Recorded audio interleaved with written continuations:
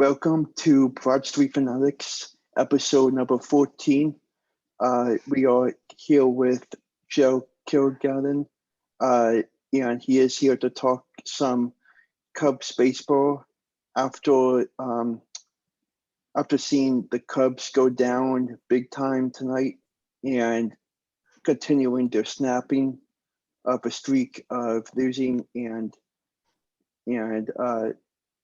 welcome, Joe, and I'm glad we have you on.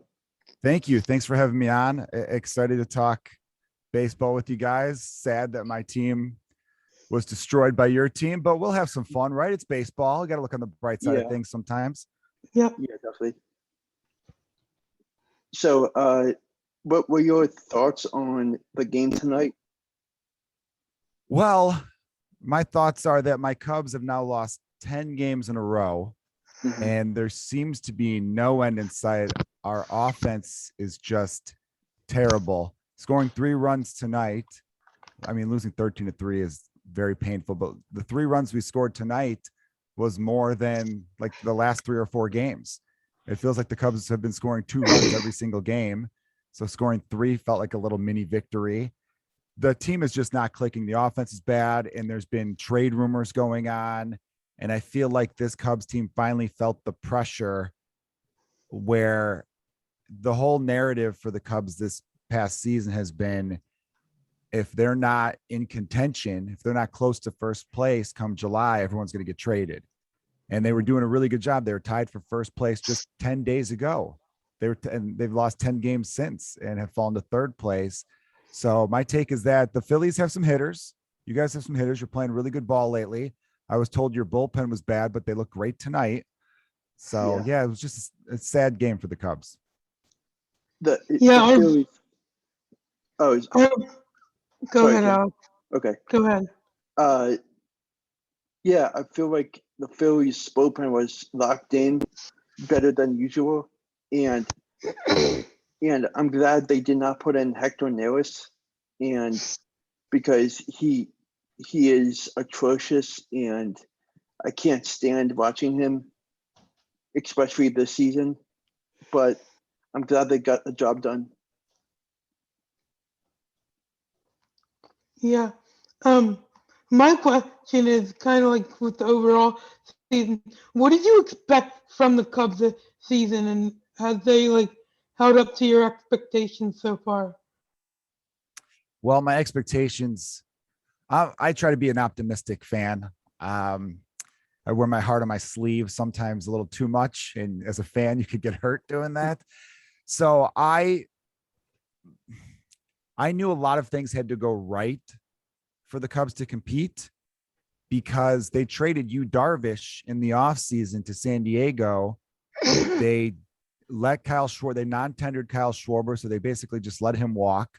So they were cutting payroll. They're cutting a lot of payroll. I mean, Yu Darvish was runner-up for the Cy Young Award to Trevor Bauer. So he probably, Trevor Bauer, some people think he was cheating, using a lot of grip stuff. So I think Yu Darvish has a good right to think, oh, maybe I should have been the Cy Young winner. And when he was traded, it kind of felt like the Cubs ownership was saying, we're now trying to win. And then, but again, you want to have high hopes going into a season. They started playing really well in May. They had a great month of May, and even in the beginning of June, they were playing really well. So my hopes got high, thinking this is good. They're trying to show ownership that they're going to battle. And then it just kind of all fell apart. The starting pitching has been bad, and then the offense just is in a horrible slump. But my expectations were high, to answer your question, Cameron. My next question is, who stands out right now as one of the newest prospects in the starting rotation for you guys? I missed the beginning part of that. I'm sorry. My headphone kind of clicked weird. What was the beginning of your question? I'm sorry. Oh, it was, what are your thoughts on the starting rotation? What stands out to you? Which player stands out to you? So with the starting rotation, my thoughts are we have 2 of 5 starters. We only have 2 that I'm confident in. consistently. Kyle Hendricks, who's been with the team for a long time, since 2014, he made his major league debut. He had a slow start to the season. He had a pretty bad month of May, but since then he's 9-1 with like an ERA in the twos. So he's been pitching very, very well. And then the rookie, Adbert Alzolay, kind of a hard name to pronounce sometimes, he has looked really strong. His numbers don't show it because he had a couple like really bad starts that made his numbers look worse than they are. But he has faced some of the best hitters and done very well. He had a game against the Dodgers where he struck out Mookie Betts a couple times. Against the Reds, he struck out Nick Castellanos. Braves, Ronald Acuna. It feels like every time he's matched up against some of the best hitters, he makes the best hitters look bad. So I love the future for him. He's got ace level stuff, but he's still young. It's his rookie season. And then after that, unfortunately, I mean, you remember Jake Arrieta from the last 3 years with the Phillies. I was hoping for a little bounce back. Maybe, I'm back in Chicago. I'm feeling good again. This is where I became a star. And he's just not been good. He's been really, really bad. He probably should be out of the rotation. His ERA is almost 6, and he's been giving up like 8 runs a game over those last 5 starts. And then Zach Davies has actually been a little bit better. And then we've had some injuries. So my thoughts on the starting rotation are just overall not good. It's very thin. There's 2 starters that I would have on the team next year, and everyone else I want to be new. Yeah, that's kind of like the Phillies this year. I can definitely agree with you from a Philadelphia fan perspective, and it just You guys have Nola and Wheeler, right? Yeah, they've been off and on, but they haven't been sharp lately. But I think down the stretch, it's gonna come down to the bullpen performances, and I just hope that every game they can lock in and do what they can to get the win. Yeah. So we got to root for, right? Yeah. Here's my question. What do you think the Cubs have to do better to get back to their winning ways? What did you see earlier in the season that you haven't been seeing these past 10 games? Well, when they were going right, when they had that really good stretch there from really the beginning of May through the first week or so of June, I think they had a good 5-6 week run. They were making way more contact as an offense. And the last 3 or 4 weeks, they've just been striking out so much.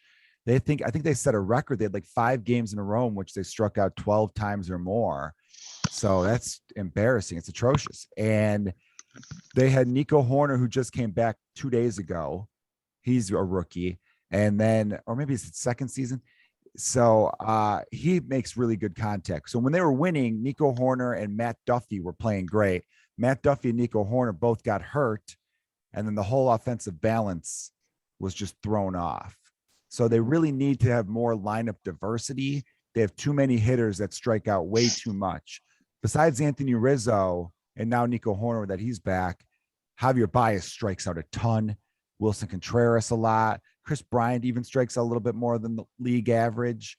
So they really just need to have a better approach. They need more contact because too often they'll have a runner on third base, 1 out, and 2 guys strike out in a row, and that's the inning. When all you need to do is hit like a little ground ball would even get the run in there. So I'm hoping this offseason they address that and look to bring in guys who are higher contact guys. I will even sacrifice a little on base percentage if they make more consistent contact to help balance out the lineup and create more consistency. Mm-hmm. My next question is, what are your thoughts as of now? What are your thoughts on the standings for you guys, and what is your perspective on the Cubs maybe making a wild card game into the postseason? Well, I mean, with the standings, I mean, the Brewers it was I don't want to say it's bad luck because every team faces the same schedule within the division. You know, the whole NL Central will have the same schedule, but the timing. So it's not bad luck, but it was timing. When the Cubs were facing their toughest stretch of the season, they went out to San Francisco to face the Giants for 4 games, and the Giants have been playing great baseball. Then they went down to San Diego, then home against the Cardinals. Then they went back to LA against the Dodgers, and then the Mets in New York. They were playing the best teams in the National League all in a row, while the Brewers were playing the Arizona Diamondbacks, the Pittsburgh Pirates, the Arizona Diamondbacks again, the Colorado Rockies. And so they were playing all these really bad teams while we were facing a really tough schedule. And we were playing pretty good in the beginning part, but because they were facing the bad teams, we couldn't get any separation. So that's why. And then when we played them, they just beat us. They were close games. Except for 2 of them, they were pretty hard fought games overall. And that just is what separated us in the standings. The Brewers just took off. They've won, I think, like 11 of their last 12, and we've, lost 10 in a row now. And for the Cubs to come back, I just don't see it happening. Sadly, I think they're going to start trading some players. So if the Phillies want to make a trade to try to catch the Mets, you guys might be able to call up the Cubs and pick out a player, because it's looking that way right now. So I don't really know what could happen in the standings for the Cubs to even make the playoffs, let alone win some games there. What do you see the Phillies doing once the trade deadline hits? What do I think the Phillies are going to do? Yeah. Well, I know you need some bullpen arms. As you said, there's a few guys that are pretty bad. Offensively, I'm not really sure what you could add. I feel like you just need some of your players to play a little bit better, but I think you probably need another starting pitcher and some bullpen arms. We have Craig Kimbrell, who's an all-star and one of the best closers in baseball. If the Phillies were to give up maybe a top 5 prospect of theirs, or someone who's one of your top 100 ranked prospects, or a top 100 in all of baseball, I should say, you could probably have Kimbrell. I don't really know. I'm hoping we could get a little bit more from that. But then we also have Andrew Chafin, who's a left-handed reliever who's having a great year. So I really think, I don't know if it's Phillies and Cubs making a deal, but whatever the Phillies do, it should be looking to add to the bullpen, and then maybe another offensive bat just to kind of give a spark. Sometimes teams need that just to show that the ownership is trying to win. And then because of that, all your other players will start playing better. All of a sudden, Harper's like, oh, we're trying to win. And then he starts to step up his game. And so does Kutch and a few other guys. It's just kind of one of those things that helps the locker room. Yeah, it's going to be very interesting to see if they sell or if they keep any sort of player. But just looking at the Cubs schedule, I know they play St. Louis next. What do you think about St. Louis? And you think you guys can win that series? Well, I'm hoping this this losing streak has to stop eventually, right? I mean, 10 in a row, even bad teams eventually snap 10-game losing streaks. And I don't believe the Cubs are a bad team. I think we're like a middle of the road team. I think when we were healthy, we were a little bit above average. Right now, I think we're very average, but we're playing terribly. The Cardinals, we've beaten 5 out of 6 times. We took 2 out of 3 in St. Louis in May, and then in June, we swept them in Chicago at Wrigley. I'm hoping we take 2 out of 3. I think the Cardinals are in a weird position too, because they've got a lot of holes, but they don't seem as willing to address it either. They're just kind of riding that fine line of, we need to wait for some prospects to come up. We made our big deal with Nolan Arenado in the offseason. So I don't really see the Cardinals trading anyone, but I don't see them buying anybody either. I think they just kind of stand pat and hope they get lucky and go on a run, because they played well in April. In April, they were around first place, even into a little bit until May. And then I think when we took 2 out of 3 from them in May, that's when they started their downfall of consistently losing series. So it'd be interesting to see what's going to happen this weekend. Yeah, it's definitely a very interesting time in the season. And Kim, you got anything?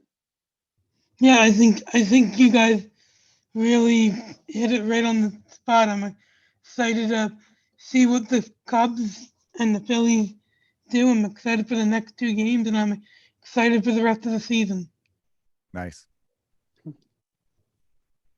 So thank you, Joe, for taking the time out of your night to hop on. Happy to And talk to you both. I love talking to passionate baseball fans such as yourself. And I hope the Phillies have a great year when they're not playing my Cubs. So I hope you guys at least don't beat us as badly as you did tonight. 13-3. Ouch. yeah, I did not see that coming. I don't think anyone did. anybody did. Yeah. Yeah. Okay. Thank you. Thank you guys very much. Really appreciate it. Yep, you too. Have a good one.